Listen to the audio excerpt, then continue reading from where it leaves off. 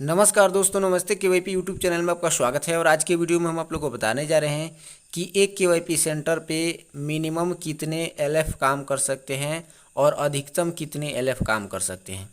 तो आज की वीडियो में यही बताने वाले हैं। तो बन रही इस वीडियो में चलते हैं वीडियो की अगली कड़ी में और आपको पूरे प्रूफ के साथ बताएंगे कि एक केवाईपी सेंटर पे कितने एलएफ काम करेंगे। तो जैसे कि आप देख रहे हैं कि हम आ गए हैं skillmissionbihar.org के ऑफिशियल वेबसाइट पे, जिसे कुशल युवा प्रोग्राम भी कहते हैं और BSDM के ऑफिशियल वेबसाइट है। यहाँ पर देखिए लिखा हुआ है मानवीय संसाधन यानी ह्यूमन रिसोर्स, यानी केवाईपी सेंटर में काम करने वाले कितने व्यक्ति की ज़रूरत होती है, कितने ह्यूमन रिसोर्स लगते हैं, इसके बारे में बताया गया। तो यहाँ स्पष्ट रूप से लिखा हुआ है कि एसडीसी के लिए निम्नलिखित 4 भूमिकाएं की पहचान की गई है, यानी कम से कम 4 व्यक्ति की पहचान की गई है। उसमें से बता रहा है एसडीसी के पास कम से कम 3 कर्मचारी होने चाहिए, मतलब मिनिमम 3 कर्मचारी काम करना चाहिए एक एसडीसी सेंटर पे, यानी एक केवाईपी सेंटर पे। उसमें आगे बता रहे हैं कि अर्थात केंद्र समन्वयक और 2 प्रमाणित लर्नर फैसिलिटेटर होने चाहिए। तो केंद्र समन्वयक का मतलब होता है सेंटर कोऑर्डिनेटर और प्रमाणित लर्नर फैसिलिटेटर का मतलब होता है 2 सर्टिस्फाइड एलएफ। सर्टिस्फाइड कब होते हैं? जब ऑनसेट का एग्ज़ाम होता है केवाईपी सेंटर पर और वे लोग ऑनसेट का एग्ज़ाम दे देते हैं, और एग्ज़ाम देने के बाद उसमें जो पास हो जाते हैं वे सर्टिस्फाइड एलएफ कहलाते हैं। उसमें भी बता रहे हैं, आपको यहाँ ध्यान देने की बात है कि यहाँ बता रहा है कि यदि प्रतिदिन 2 शिफ्ट में बैच चल रहे हैं, यानी आप एक दिन में मात्र 2 शिफ्ट में बैच चला रहे हैं और एक शिफ्ट का बैच होता है 20 बच्चों का, तो यानी 40 बच्चों का 2 शिफ्ट बैच बना करके आप चला रहे हैं, तो 2 कम से कम एलएफ होने चाहिए, एक केंद्र समन्वयक होना चाहिए। वहीं जब आपका शिफ्ट बढ़ जाता है यानी बैच बढ़ जाता है तो कितने चाहिए आगे बता रहा है। आगे देखेंगे तो यहाँ लिख रहा है यदि आवश्यक हो तो सभी 4 भूमिकाएं और 3 अनिवार्य कर्मियों द्वारा की जा सकती है। जैसे आगे आप देखेंगे तो आगे आपको देखने को मिल जाएगा, यहाँ पे लिख रहा है केंद्र समन्वयक यानी सेंटर कोऑर्डिनेटर। उसके बाद बता रहा है सर्टिस्फाइड लर्निंग फैसिलिटेटर यानी जिसे एलएफ बोलते हैं। उसमें बता रहा है कि 2 प्रमाणित एलएफ, यानी 2 प्रमाणित एलएफ का मतलब है सर्टिस्फाइड एलएफ जो 2 पारियों में बैच चलाते हो, यानी 2 शिफ्ट में बैच चलाते हो।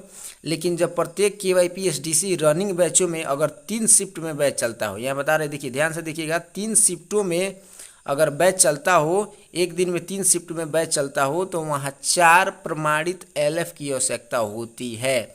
यानी 4 प्रमाणित एलएफ का मतलब होता है 4 सर्टिस्फाइड एलएफ और एक केंद्र समन्वयक, यानी 5 स्टाफ की वहाँ ज़रूरत होती है, जहाँ 3 शिफ्ट में बैच चलती है। और 2 शिफ्ट में जो बैच चलती है वहाँ 2 प्रमाणित एलएफ की ज़रूरत पड़ती है। तो इस तरीक़े से आपको समझ में आ गया होगा कि कम से कम कितने एलएफ काम कर सकते हैं एक केवाईपी सेंटर पे और अधिक से अधिक कितने काम कर सकते हैं, क्योंकि कम से कम तो 2 बैच से कम नहीं चलता है। अगर वहाँ 2 बैच कम से कम चलता है तो 2 प्रमाणित एलएफ होने चाहिए, यानी 2 सर्टिस्फाइड एलएफ चाहिए। और जहाँ 3 बैच चलता है एक केवाईपी सेंटर पे वहाँ कम से कम 4 सर्टिस्फाइड एलएफ होने चाहिए, तब जाके वे केवाईपी सेंटर अच्छे से चल सकते हैं। और उसके अलावा बोल रहा है एक कार्यकारी प्रबंधक बता रहे हैं। कार्यकारी प्रबंधक का मतलब जो होता है जो ऑनर होते हैं उनके बारे में बता रहे हैं। उसके अलावा एक बता रहा है ये एक काउंसलर होना चाहिए। काउंसलर का मतलब होता है जो काउंटर पर बैठे रहते हैं, एडमिशन लेते हैं, एडमिशन के बारे में बताते हैं, केवाईपी कोर्स के बारे में बताते हैं, और जो बच्चे आते हैं उनको केवाईपी कोर्स के बारे में हिंदी इंग्लिश में बताने के बावजूद उनका एडमिशन लेते हैं, उसे काउंसलर कहते हैं। मतलब सारे कागज़ पत्र का देख रेख वो करते हैं।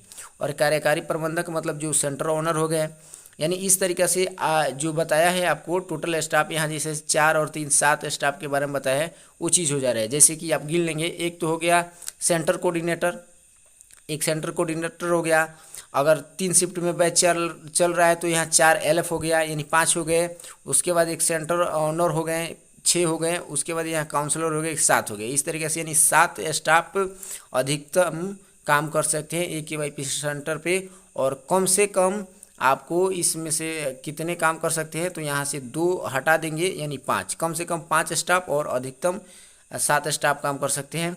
और एलएफ की जहाँ तक बात है वहाँ कम से कम 2 एलएफ और अधिकतम 4 एलएफ एक केवाईपी सेंटर पे काम कर सकते हैं। इस तरीके से इसमें बताया गया है। तो आशा है कि इस वीडियो के माध्यम से आप समझ गए होंगे कि कम से कम एक केवाईपी सेंटर पे कितने एलएफ काम कर सकते हैं और अधिक से अधिक कितने LF एक KYP सेंटर पे काम कर सकते हैं। तो सो गाइस आज की वीडियो में बस इतना ही, फिर मिलते हैं अगले वीडियो में नई जानकारी के साथ। तब तक के लिए बहुत बहुत धन्यवाद। अगर आप मेरे यूट्यूब चैनल पे नए हैं तो चैनल को सब्सक्राइब कर लो और वीडियो को लाइक कर दें, क्योंकि इस यूट्यूब चैनल पे हमेशा आपको KYP से संबंधित अपडेट मिलते रहते हैं।